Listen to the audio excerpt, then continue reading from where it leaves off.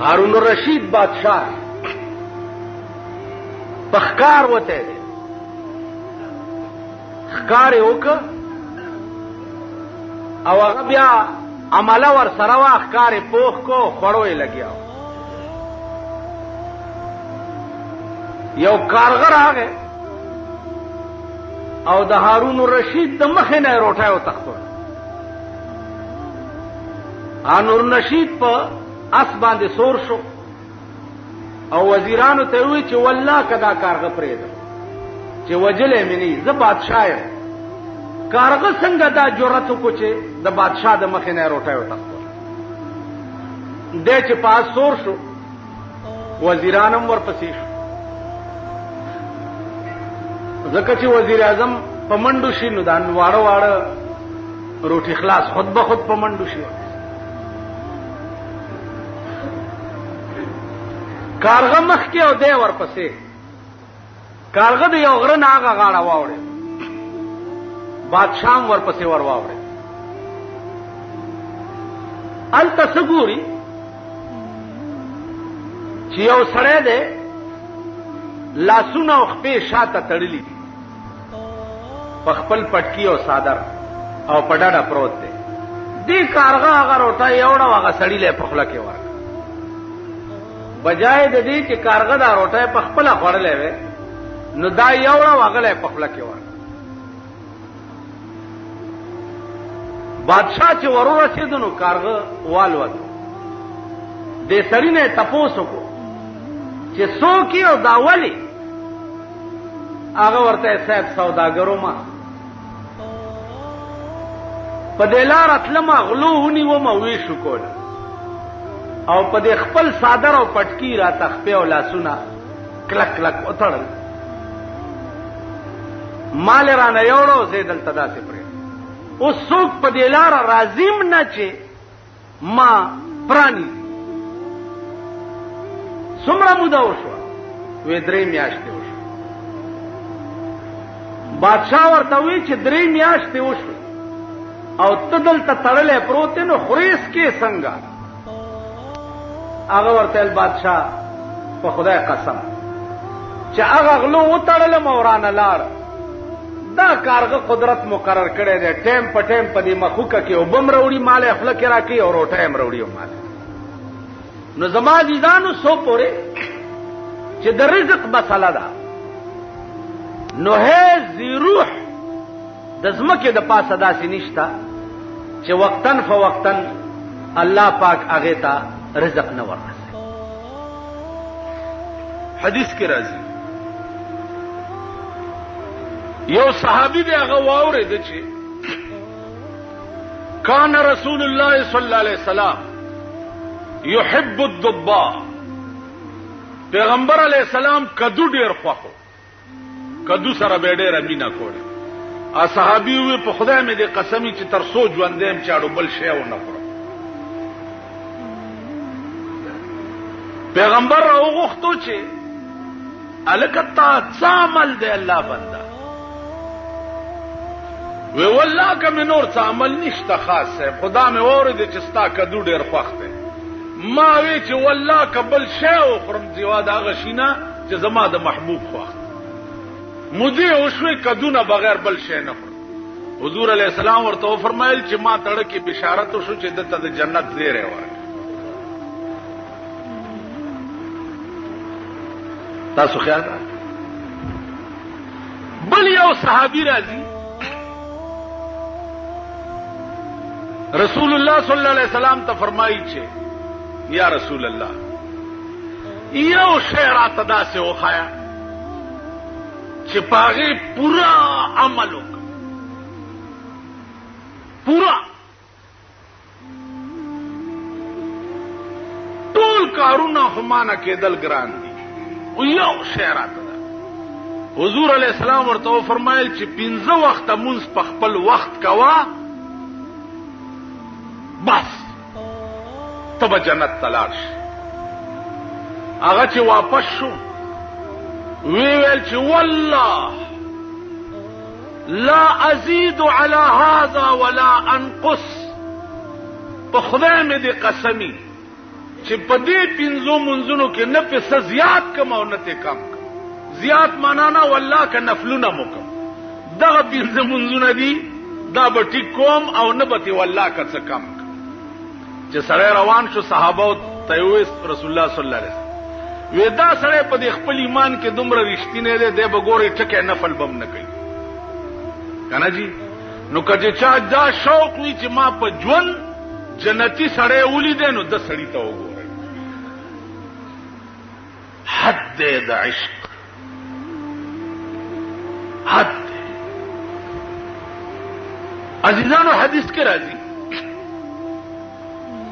صحابه ناست دي، پیغمبر تقریر کوي، یو باندې سړی هغه ته اعرابي وایي، عربی کې اعرابي ورته وایي باندې ته. مجلس کې را پاسېدو په جماعت کې متیازې راو، بس داسې مجلس کې لکه تاسو ناست دي داسې پاسېدو لنګ اوچت کو په جماعت کې متیازې. صحابه ورته په غصه شو چې تاسو کې چا ورته په تورم ګوتې ووالي، لکه دا سره ووهي دغه په جماعت کې د پیغمبر مجلس کې متیازې راو. پیغمبر ویل نه خبردار چې څه ورته ونه وایي. پیغمبر فرمایل خبردار چې څه ورته ونه وایي، پرېږدي چې متیازې وکړي، منځ کې بندم نه کوي چې پوره متیازې تش شي. متیازې وکړې بیا راغی کېناست. علما لیکي چې دا سړی خو یا ناپوهه و، باندې و هغه ته دا پته نه وه چې جومات کې متیازې کول منع دي، نو د دې وجې وکړي. محققین وایي چې نه، خبره دا نه وه، خبره دا وه چې سړی مجلس کې د پیغمبر ناست دی، متیازې ورغلي ډېرې ټینګې، اړه خیال وکړو چې که بهر متیازو ته ځما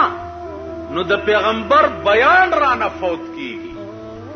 او که نه ځم هلته متیازې ټینګې راغلي دي. راشه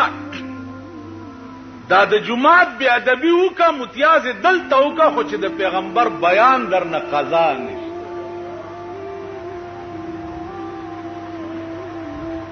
د صحابو د عشق دا عالم، د مینې دا عالم. زما عزیزان صحابه په پیغمبر بالکل پتنګان. تاسو به وایئ چې بس خود خدای احکام یې منلو، قاصد و رهبر. نه نه، ام معشوق محبوب. لکه حضرت ثوبان دام صحابی دی، رسول الله صلی الله علیه وسلم چرته تشریف وړی، ثوبان ټوله ورځ په جړا تېره، ټوله ورځ. ماښام چې حضور علیه السلام راغی، ثوبان بیا هم جاړي. ورته وی الله بنده اوس ولې جاړي؟ اوس خو دې زه ولیدم که. ثوبان ورته وی یا رسول الله په خدای مې دې قسم وي، نه د جنت شوق شته او نه د دوزخ، نه د خوراک نه د سکاک نه د لباس نه د حورې نه د غلمانانو، دا هیڅ شوق نشته. اوس جاړم ځکه چې که په قیامت کې زه خدای جنت ته بوتلما، نو ته به په جنت کې چرته په لویو لویو مقامونو کې ناست دی. اے حبیبه زه به هغه جنت څکم چې چرته تا نه وینما. جنت څکو، حورې او غلمانان او ماڼۍ څکو. ما مقصود خود ته نو چې تا نه وینم زه به جنت څه کما. الله د خدای غیرت په جوش کې راځي. د ثوبان د زړه دړکن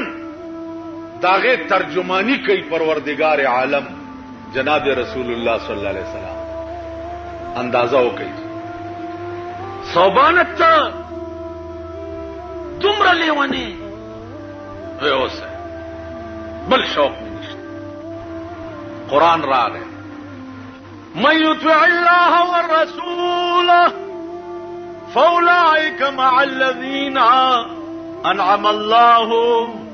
عليهم من النبيين والصديقين والشهداء من الصالحين. اے پیغمبر ثوبان تو آیا ته چې په دنیا کې په محمد رسول الله ماینې نو په جنت کې بم ور سره یوځې تسلی وکړه چې د خفګان لري. ابو هريره دا امنا په مقتضیات ایمان کړو لا سورہ دی ہو گیا وہ پرواہ نہ. پیغمبر تی تپوس کے ابو ہریرہ ولی وہ یا رسول اللہ پہ خدای میں دی قسم ہوئی سترگے میں مڑی دی ستا پہ دیدار باندے او خیٹا میں بزر میں موڑ دے ستا پہ حدیث باندے. ما تا روٹے ضرورت نشتے. جناب محمد رسول اللہ یو کسوڑا ورکڑا ورته وی ابو هريره دا کسوڑا والا چې کله وګه کې دے کله لوګي اغستینو دی کسوڑا کې لاس منډه نو تازه قجوره بروزی او بیا خورا ا کسوڑا ابو هريره بزان سره ګرځول چې کله وګه شو لاس به منډلو قجوره به د جناب رسول الله پجون کیم کا سوڑا ور سراوا دا ابو بکر پجون کیم کا سوڑا ور سراوا دا حضرت عمر په خلافت کیم کا سوڑا ور سراوا دا حضرت عثمان په خلافت کیم کا سوڑا ور سراوا په کوم ورځ چې حضرت عثمان شهید شونو ډیرا لګولا و په مدینه منوره کې پاغا لګولا کې دی ابو هريره نا کا سوڑا ورکش چورکا شو نو پاس په یو ډب کا باندې ناشته او جاړي لګیا دے دا شعر وای سوئی وای للناس هم ولي اليوم هماني للناس هم ولي اليوم هماني فقد الجراب وقتل الشيخ عثماني. نن خدا خلق یو غم دے او زما دو غم دی و خلق را ټول شي نن زما دو غمونو کې مبتلا ما. یو می هغه غم دی چې حضرت عثمان شهید دی او دویم می هغه غم دی چې زما د محبوب د لاسه کا سوړه رانه او رکشوا.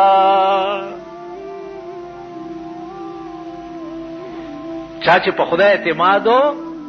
اوړه او جمع بلاس منډه او تازه قجوري راو بس اوړه کم قوم چې په خدای اعتمادي کوم حکمران کی چې اسلام وی دا غنه بغلاو شي. عمر فاروق رضی الله تعالی عنہ مدین ته یو گورنر واسطو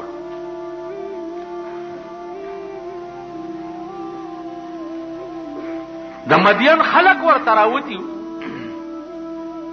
چې گورنر را روان دی پیدا ورک خلق ویلا گورنر اوس بسواری وی او خان بی وغیرہ اتیان بی دیورا څوک حضرت سلمان رضی اللہ تعالی عنہ دا گورنر ته خبر آزاده شاہی کور ته منتقل شي. هغه زه شاہی کور کې بنو سیګم زه په جمعات کې اوسېږم.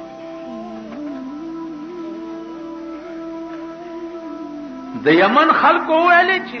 ځان دې په جمعات کې منځونه کې او مونږ به د شپې ډاکې کوو.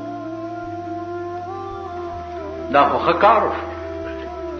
د شپې جمعات کې پروت ته او ټول شپه یمن کې غلی شي. سار له چې ګوري خلقو وې صاحب بیګا خټول شپغلی شي ته نوې گورنر راغی ول خاوې له داسې یو سپه ولاړ اسپی ته आवाज وکړ چې دې خراش اسپه چې راغی ورته وی چې واوره د ټول یمن سپو ته وایا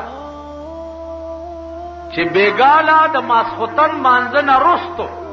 څوک د کور راووتو ټول سپیته غیر چاپیر شي او گرفتار به ماته پیش کوي سپی ول ډیره خدا صاحب چې شپه شو د ټول یمن سپی لګیا دي په یمن کې گشت کوي چې څوک راوځي د کور سپیته غیر چاپیر شي چې رب نه وਹੀ کې نه خرو دي سار لا گورنر صاحب په چکروالو چې ګوري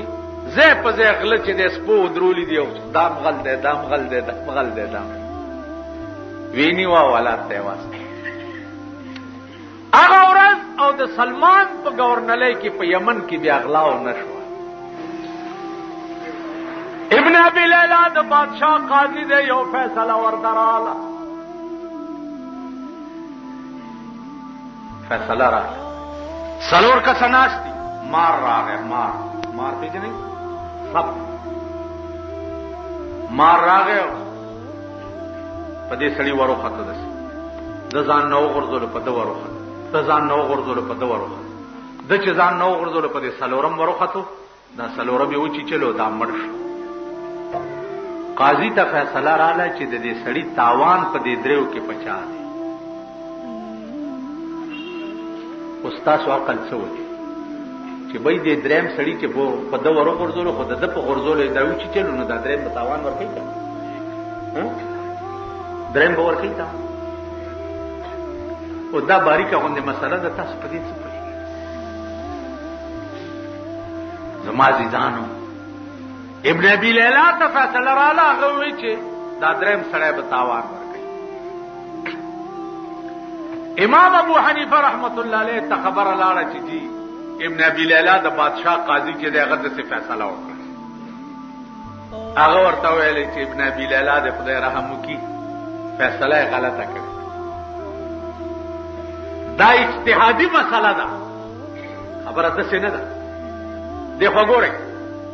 دې سړی باندې چې مار راوخته د په دوه غرزولو نو دا سړی و چې چلو کبد شو نو دا اخلاص د چې په دوه غرزولو دا و چې چلو کبد شو بچ شو نو دام خلاص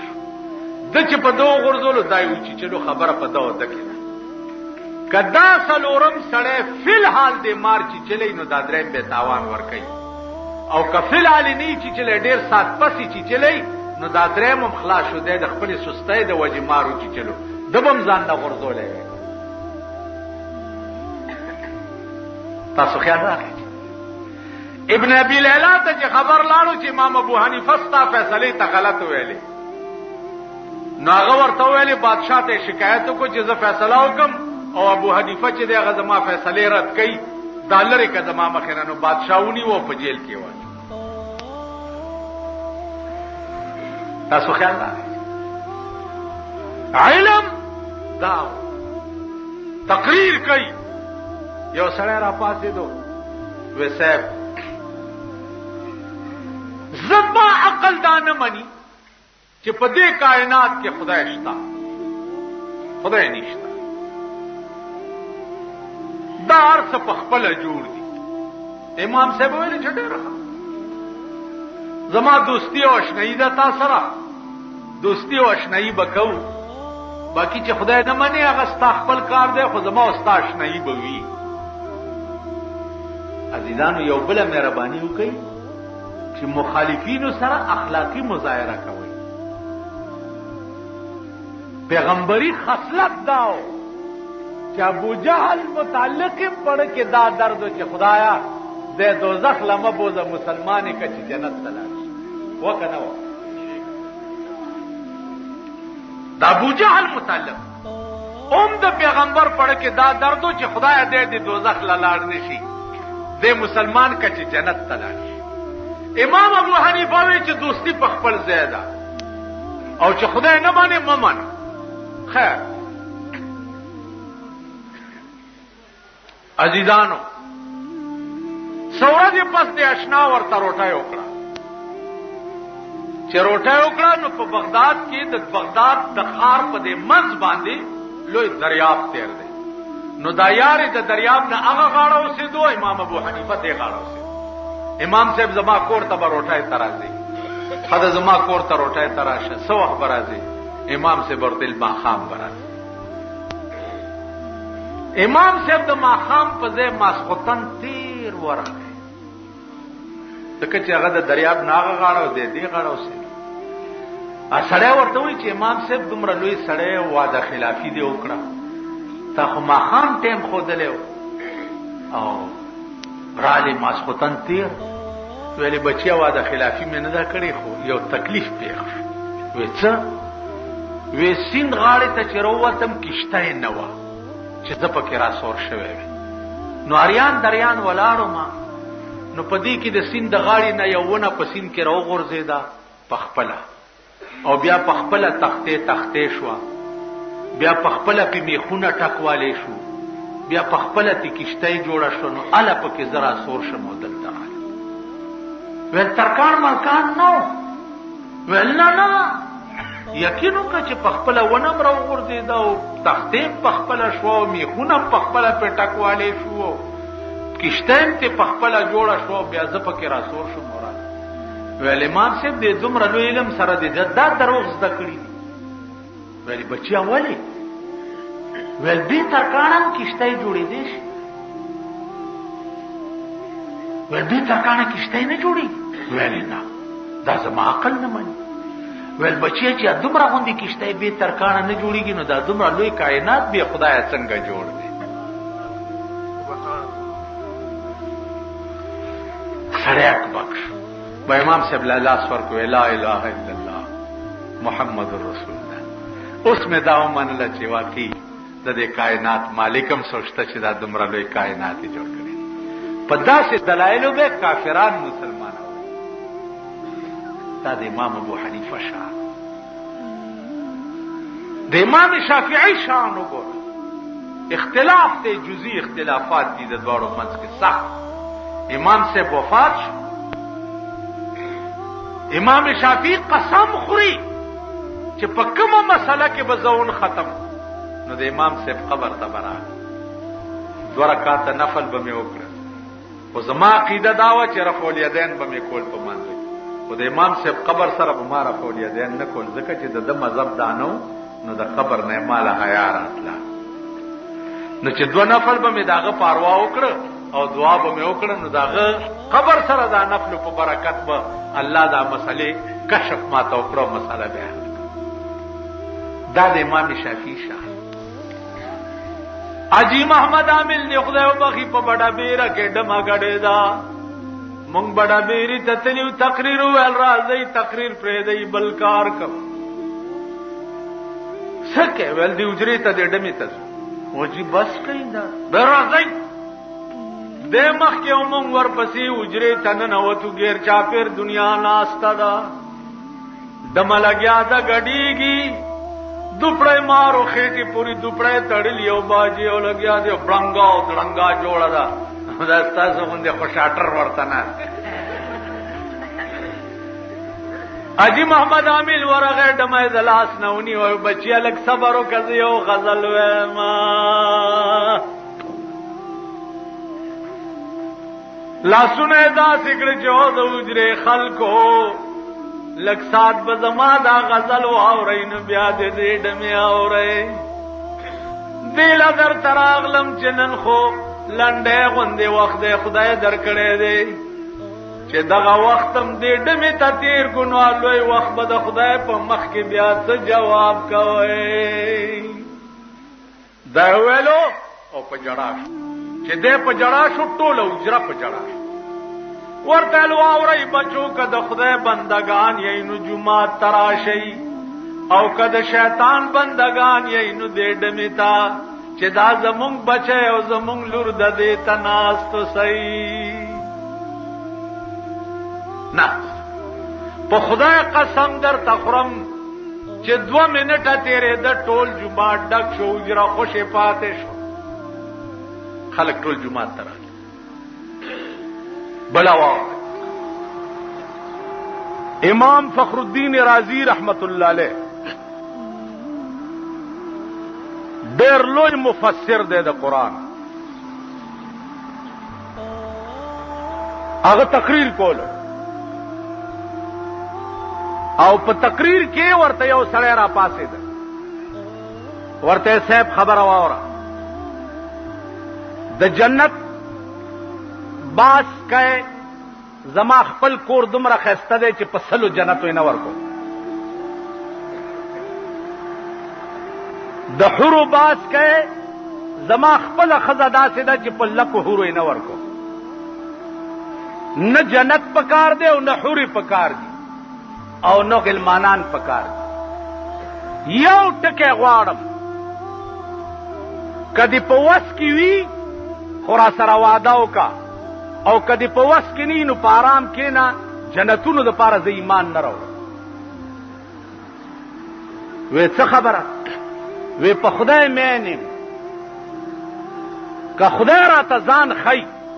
خو مسلمانېږم کني والله کې مسلمان شي اس امام فخر الدین رازی کے سوچ کئی چی ہے بار الہ دا شیخ زما په وس کې نه دی چې زه استاد ته وایم چې دته ځان وښایم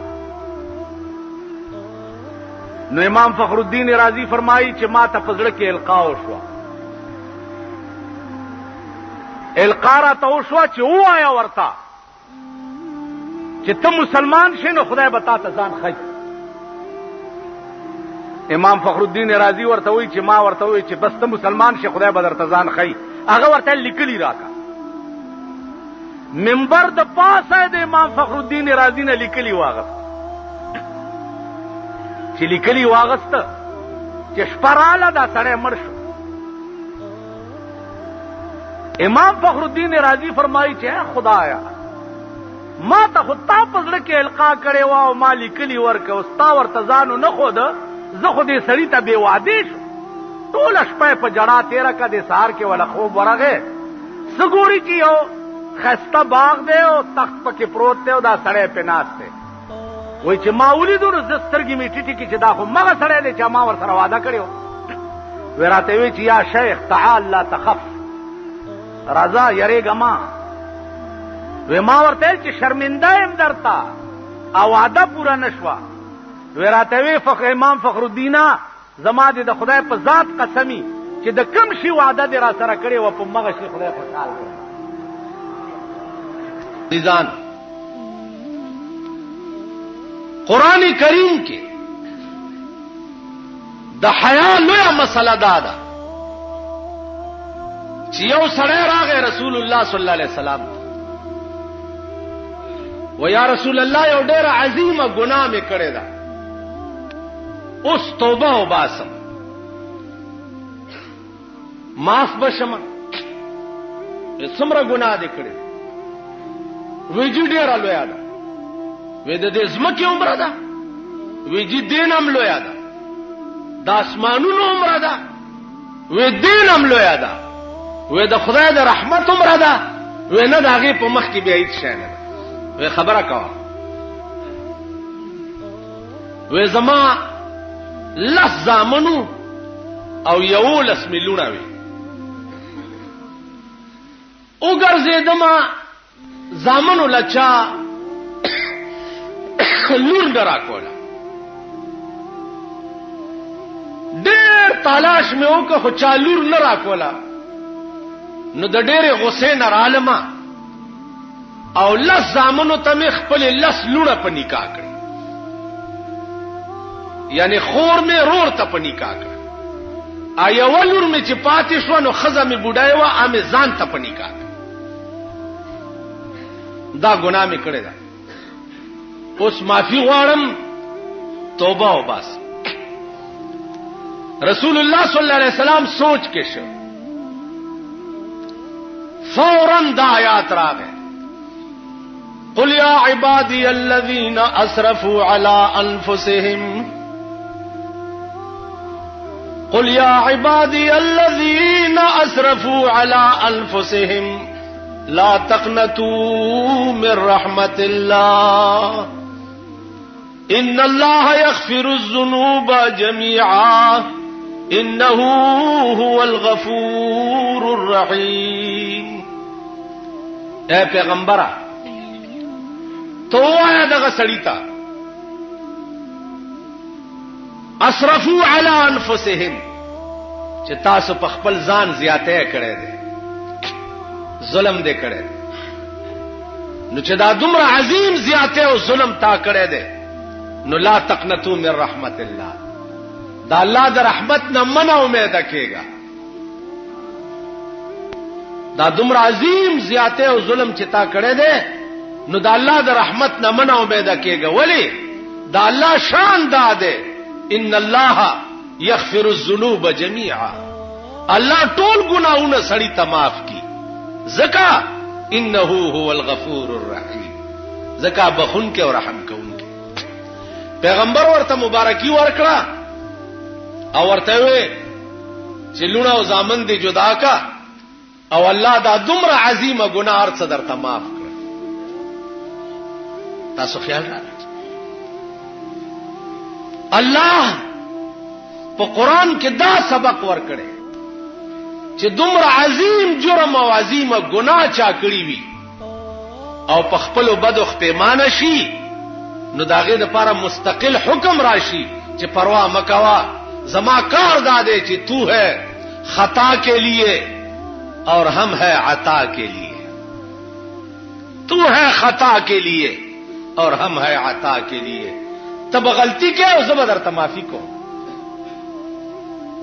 زما عزیزان قرآن کریم کے بلزے کے راضی انما التوبة على الله للذين يعملون السوء بجهالة ثم يتوبون من قريب. یو سړی په غلطای باندې ګناه وکړه، ګناه چې سړی کوي یقیني په غلطای، هغه وخت کې نادانی بیوقوفی عقل کار نه کوي. يعملون السوء بجهالة په ناپوهۍ یو ګناه وکړه ثم يتوبون من قريب او بیا توبه وباس نو الله فرمایي فاولئک یتوب الله علیه، الله د توبه قبول کړه. د دین او چت بل قانون دی. رسول الله صلی الله علیه وسلم فرمایي چې دا ګناه چې ما کړی و آیا دا داغ برابر دی وی د ګناو ک بالکل بصفاش. پیغمبرو یا طائب من الذنب کما لا ذنب له، توبه استون کې د ګنا نه داسې دی چې دا اډو چری کړي نه. بل حدیث کې راځي چې توبه استون کې د ګنا نه داسې شي کيوم ولدته امه، لکه نن چې د مور پیدا ای. تاسو خیال را عرض میں داو د مسلم شریف یو روایت چې قیامت کې با یو جهنمی الله معاف کی او جهنم نه به بار رو بس په دې غاړه به پروتي چې په غاړه پروتي نو د به جهنم کې دا التجا کړی چې یا الله دی اور نه مې وباسنو نور څه نه غواړم. دا الله دې رحمت ته وګوره، داغه دې شان ته وګوره، داغه دې کریمانه خصلت ته وګوره. یا الله دې جهنم نه مې وباسنو نور څه به نه غواړم. وی بیا بم ګوره څه وې و یا الله بیا څه نه وې چې اور نه وباسي د جهنم په غاړه چې ډېر سات تیر شي دا خلق په تیریږي را تیریږي وای دا جهنمی دی. د بیا خدای ته وای چې یا الله دې جهنم غاړه نه مې لګلري کا دا خلق تومت راکې چې دا دوزخی دی. ملائکه ته ویلره یو صحیح لګ چې لري یو سی سات پس چوغوري د جنت دروازه به ورته ښکارش. د بیا خدای ته وای چې یا الله کدی دروازې سره د کین علماء نو بیا نور څه نه وای. الله ورته وی زیا دروازې سره کینم چې دروازې سره کینې چې بیا څه وخت تیر شي بیا به دی وای چې یا الله کدی دروازه کې لګ دننه کین استم نو بیا بغاګ نه کوم. الله وی زید دنه کینو ته خو انسان ته وایا داسې انسان دروازه کې کینو خو چې ډېر سات تیر شي بیا به وای چې یا الله کله دنه لار شم نو ستاره رحمت کې به څه کمی راشي نو الله به په دغه وخت کې ورسره څه خاص انداز باندې وای چې الله بنده ارزلې وې چې دا وشي بیا به څه نویم دا وشي بیا به څه نویم ذا ان رحمتي سبقت على غضبي زما رحمت چې ده زما په غضب غالب ده زدن لارشا او تا ته ما دومره ایریا ساتلې ده چې سل کاله به په جنت کې په اسور ګرځي او د خپل ملک حدود بنشي جوړ تاسو خیال راغی عزیزانو عرض میں داو چې د الله دا کریمانه خاصیت چې ده دا چا خودلې ده دا هغه علم خودلې ده چاته چې قران وای چاته چې گویا کې حدیث په عربو کې یو دمګر یو چې هغه به خلق باندې دمونه اچول لیونی به دمول تعویذونه به خلق تکول د رسول الله صلی الله علیه وسلم متعلق دا مشهور و چې نعوذ بالله دام لیونه ده دغه دمګری وی چې یا الله دا سړی په ما پیخ کې ما سره د لیوانو ډیره زوره اجازه ده نو دا سړی په ما پیخ کې چې زه دم کوم او دې جوړ شي نا دمګره د پسې ګرځیدي چې زه به چرته وګورم چې دا د لیوانو دم په واچو د خدای شانو اتفاقی اورد رسول الله صلی الله علیه وسلم په مخ ورغه چې په مخ ورغه نو دمګره ورته وای چې بچیا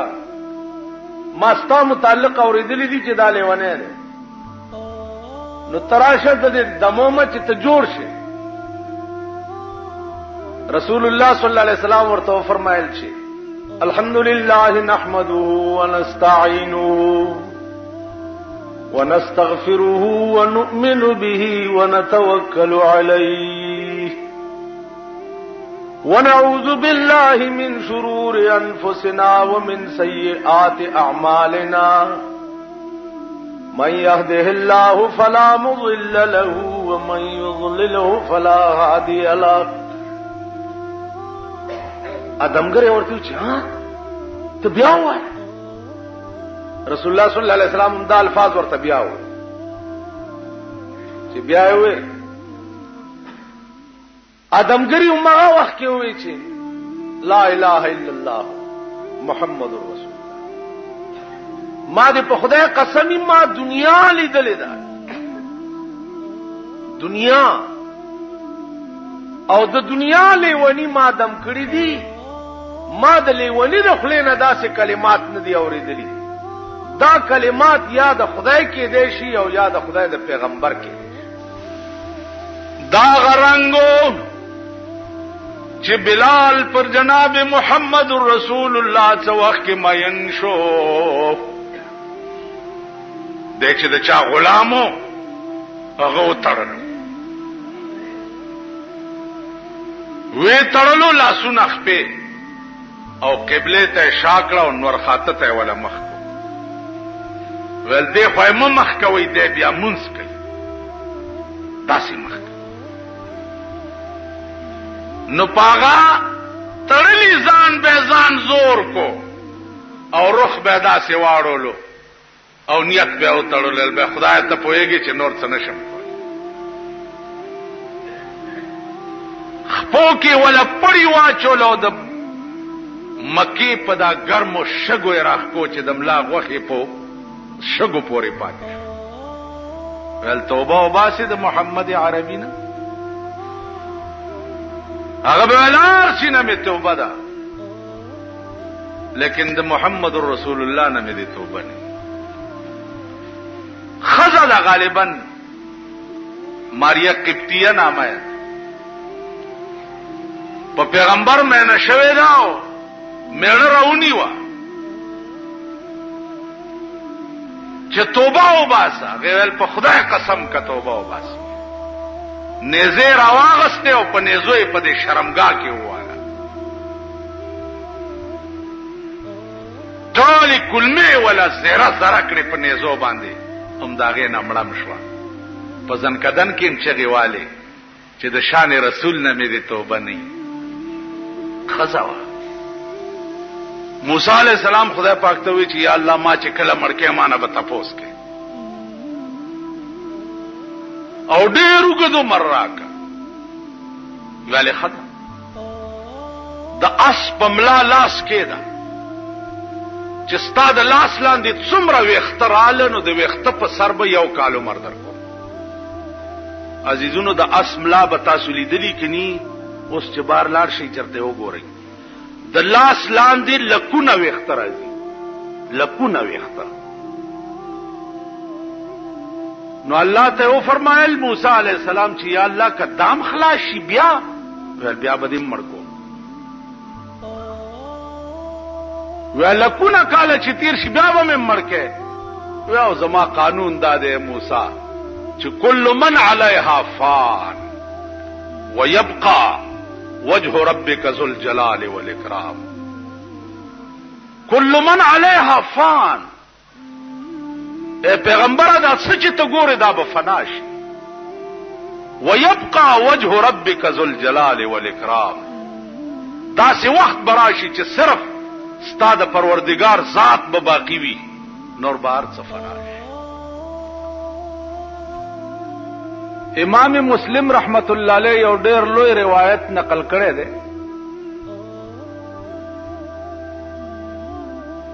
چې یو سړی و هغه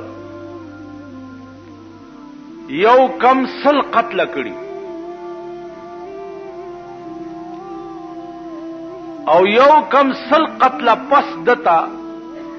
سوچ ورغه چې او ظالما دا به تر کومه پورې ته دا ظلم کوي. اراده وکړه چې توبه وباسم او چرته خلق پکار دی چې د هغې په لاس باندې زه د خپلې ګناه اعتراف وکړم او توبه وباسم. په لاره روان دی او یو شیخ په لاره مخې ته ورغلی دی، ورته ویل حضرت زه خو یو کم 100 قتل می کړی دی او اوس توبه وباسم. شیخ ته بنډه کړې ده، ورته وی ظالمه ستا توبه کوم ځای کې قبلېږي؟ ورکشه مخې نه مې پناه شه. دې سړي ورته وی چې ښه ده نو دا یو پکې کم ولې دی بیا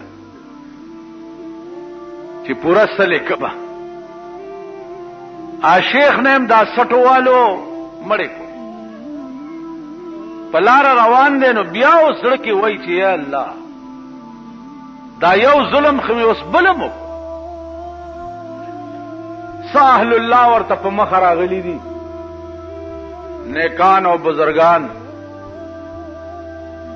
هغې ته اسلام علیک والیک کړی دی او دا خبره یې ورته کړې ده چې حضرت ما 100 قتل کړي، یو مې اوس او اوس مې دا نیت دی چې زه توبه وباسم. هغې ورته وویلې چې د الله رحم او کرم چې دی هغه ډېر وسیع دی او ستا توبه به بالکل خدای قبوله کړي. هغه بزرګانو چې دې سړي ورته وایي چې اوس مې اراده د توبې وکړه، ویلی هغه مخامخ د نیکانو کلی دی، دې ته ورشه او پاک خلق پکې اوسېږي او هلته به توبه وباسي او خدای به یې قبوله کړي. چې دی روان شو لاره کې وله مرګ راغی او ساعت قبض شو. سا چې تې وطن و ده دا سینه د هغه نیکانو د کلي طرف ته کړه چې خدایه ته پې پوهې چې ما خو اراده د توبې کړې وه، اوس مخکې ته پوهېږه او ستا کار دی. چې ساعت یې ووته د رحمت او د غضب ملایکې وله رالې، د غضب ملایکو وی چې روح یې وړو سجین ته 100 قتل یې کړي، د رحمت ملایکو وی د اراده یې د توبې کړې وه مونږ یې روح علیین ته وړو. د دواړه قسمه ملایکو پې جګړه شوه. چې په جګړه شو الله ثالثي وکړه منځ کې چې جګړه مکه وای. دا سړی وګورئ چې د کم ځای نه را روان دی ا د قتلونو ځای تر هغه ځای لار ناپ کوي او چې کم ځای ته روان دی تر دغه ځای لار ناپ کوي. که د نیکانو کلي ته نږدې وي نو د رحمت ملایکې دی یوسي او که د قتل ځای ته نږدې وي نو د غضب ملایکې دی یوسي. ملایکو ناپ شروع کو او الله دغه نیکانو کله یو لیشت ورته را نږدې کړو، ثابت کله را نږدې کړو. چې را نږدې کړو نو د لاش چې د نیکانو کلي ته نږدې و نو د رحمت ملایکو وګټله او د غضب ملایکو بیلله، روح هغې واغستو علیین ته یو خالی په اراده د توبه به، لیکن چې صداقت سره وي، پر اشتیا سره وي. حدیث کې راځي یو سړی و چې مړ کېده نو زامنو ته یې وصیت وکړو چې ما وسوځوئ او ایره مې په هوا کې باج کوي، په قبر کې مې چخخ نه کوي. زامنو ورته ویل ولې؟ ویل بچو ما خدای له څه کړي نه دي نو چې قبر کې ورپېښ شمه نو ورته خیم به څه چې ځان ته خلاص کم، د دې وجې نه چې اډو خدای ته پیش نه شم. چې مړ شو زامنو یې وسوځولو او ایره په هوا کې باج کړه نو خدای خو په دې قادر دی. بلا قادرین علی ان نسوی بنانا. کم ذات چې ابتدا کې ته د اوبو نه جوړ کړې هغه ذات تابیا جوړولی نشي. جوړې که او ځان ته یې پیش که چې دا وصیت دې ولې کړی و د سوځولو. ویل خدایه څه مې لیدنه چې درته یې پیش کم او ځان خلاص کم. الله ورته ویل زه چې ته مانه دومره یېرېدې ما وبخلې.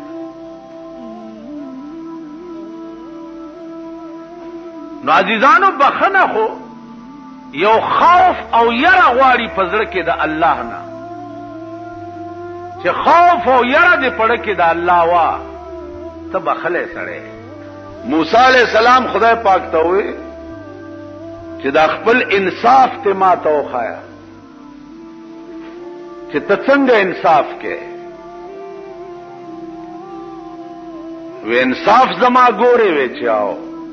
وی ورشه د پلانې چینې په غاړه کېنه.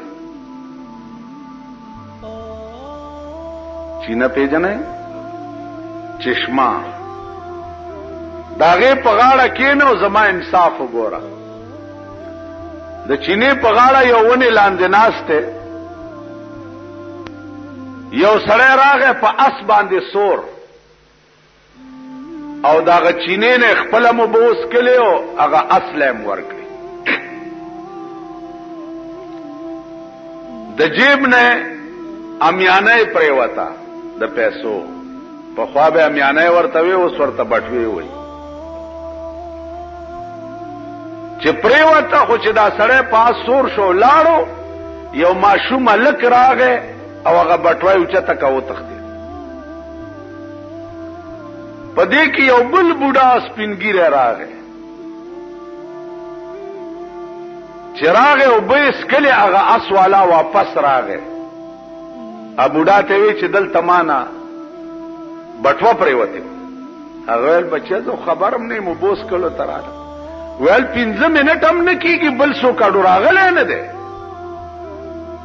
تا اغستې؟ هغه وی ما نه ده اغستې، د اس والا سره توره وه او سر یې ترې غوڅ کړو. بوډا یې مړ کړو. موسی علیہ السلام اریان دی چې یا الله هغه ستا انصاف دا دی بټوه ماشوم وتښتوله او مړ دې کې بوډا کړو. ویلې موسی زما دا انصاف دی. څه پوه شوې؟ وی یا الله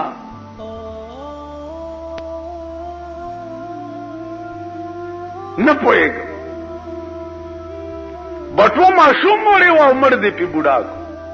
ورته ویلی موسی غوږ کېږده، دا بټوه کې چې څومره پیسې وي دې اس والا سره امانت د دې ماشوم پلار ایښې وي. امانت. د ماشوم پلار چې مړ شو نو دا اس والا پی منکر شو نه ورکول. نو په دې چل می ماشوم ته د پلار امانت حواله کړو.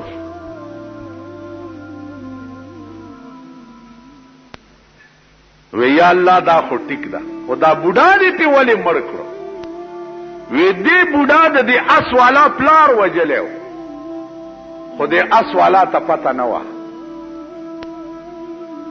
نو په دې چل می د اس والا د پلار بدل دغه بوډا نه واغست. دا زما انصاف دی. ذکریا علیہ الصلوۃ والسلام قوم ورپسې او د مخ کې او د یوونه نه پناه وغوښته. دا ونه دا دک چې دا تنه چې دا ورته شک شو او د دننه ننستو ونه بیا پکې وره. هغه قوم چې و هغه په دې ونه اره کې او ذکریا علیہ السلام ته په دې ونه کې دننه خدای پاک وی چې غږ بنکې دی بارکای تا په منځ بده دوکې او غږ بنکې کدی غږ کو نو غږ نه کو. ابراهیم علیہ السلام په اور کې نمرود واچولو او دومره لوی اورو چې په شپږ میاشتو کې جوړ شوی. یعنی هغه انګار چې او هغه په شپږ میاشتې کې تیار شوی دومره لوی اورو او چې دی ورواچولو جبرائیل ورته راغی ورته وی غږ بنکې کدی وای یا اوف یا تف आवाज دی وکړو نو وس نامه ختم شي غږ بنکې. دا به تاسو له ناصر خان اسلامی کیسټ هاوس بیرون کچهری گیټ اشرف روډ سرای فقیر خان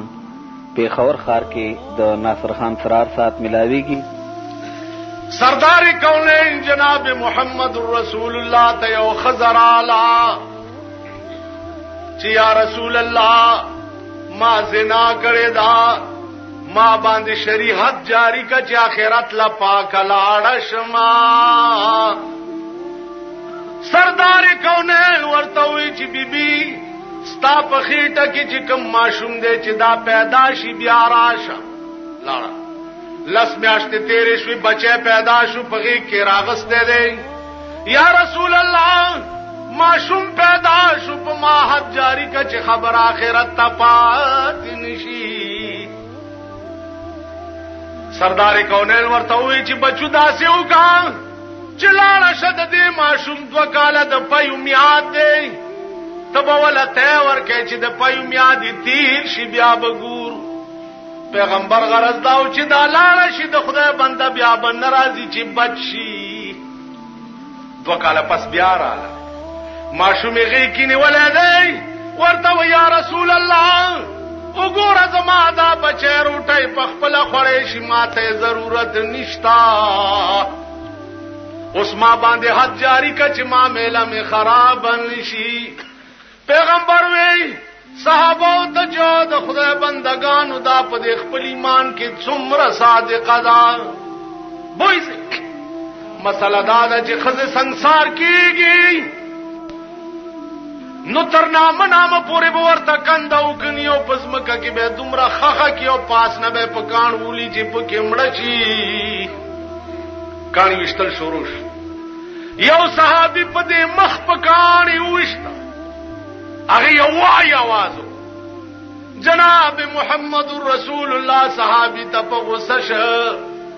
ورته وی زما دې په خدای باندې قسم وی دا خزه په دې خپل ایمان کې دومره صادقه ده کده دې وای ثواب زما امت له خدای ورکینو یو بم دوزخ ته لاړ نشي. نعره تکبیر شان صحابیہ دا ایمان به زمونږ شي. سردار کونین زمانه ده یو يهودي دی هر وخت سردار کونین تکنزلی کو پستر ګړون ډېر علاج وکنه بینا کې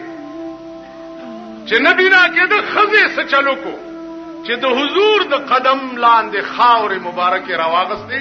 او خاون تراوړي چې دارو می درته وړي سلای پکې ګنده کو سترګو کې واچ یو کې چې بلک چې ګور سترګې دومره دا څه دي خزه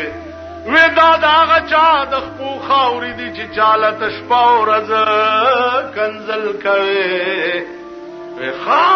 تا د دشمن د خپو خاورې ماله په سترګو کې واچولې چاړه راواغسته ویوست خو چې ویوست لاندې نه نورې وشو چې ویوست لاندې نه نورې وشو आवाज ورته وشو چا بدبختا تا پکې داسې رانجا چولی که تر قیامت او باسي دا به نورې کېږي د سردار کونین د لور واده چې و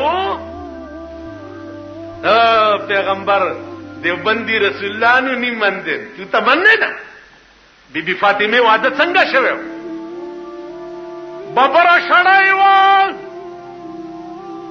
د چلو د وژغنو جوړه شوه و جناب محمد رسول الله په واچول چې بچي ادا ستاد واده لپټا دا کالی نو د کجورو د پاڼو یو دو کړای جوړ کړي یو ورته په یو وکی واچول بل په بل کې ورته بچی ادا ستاد واده زیورا دی او ما زیګر ټیمو جناب محمد رسول الله د بیبي فاطمه نکاح پخپل د حضرت علی سره وتړل پخپل سنت طریقه دادا چې پلار با د خپل لور نکاح پخپل تړي د بیبي فاطمه نکاح رسول الله پخپل وتړل او جنکای ور سره کړی او ورته وی چې فاطمه د حضرت علی کور ته بوزي ما حضرت علی ته په عقد نکاح کې ورکړه جنت له باغ کور زی چا د بل د آباده په تصور صحابه کرامو عملی طور دا شیخ ودل عملی طور چې جنت باغ څوک غټي چې د خپل خلینا نوړای او باسي او بل له خپل خلینا او باسي دا سلا چاکي عزیزانو په یو جهاد کې نه کا صدا سے په قطار وهلي پراته دي نه کا او بروړی او بای چروړی اړم بیله چې او باور کړی هغه زما خیر دی دا ما سره چې دی دلای و چاغله وروړی هغه دی بل لای ور چا بل لای وروړی هغه دی بل لای ور چې بل لای وروړی دی بل چې نه هم ته سړی رسیدو دا رستو ټول مړ شي به وګو یو سړی سره چې په ځن کدن کې هم د بل خیال نه هغه سړی به ایمان څنګه تیری جنت خود دغه خلقو ځای و زما استا جنت سره څکا بهتر مسلمان کم یو دی پیغمبر فرمایل المسلم من سلم المسلمون من لسانه و یده مسلمان هغه سړی دی چې داغه د لاس نه او د جبې نه بل مسلمان ته ضرر نه رسي چې د چا د جبې او د لاس نه بل چا ته ضرر رسي پیغمبر فرمایي چې دا سړی مسلمان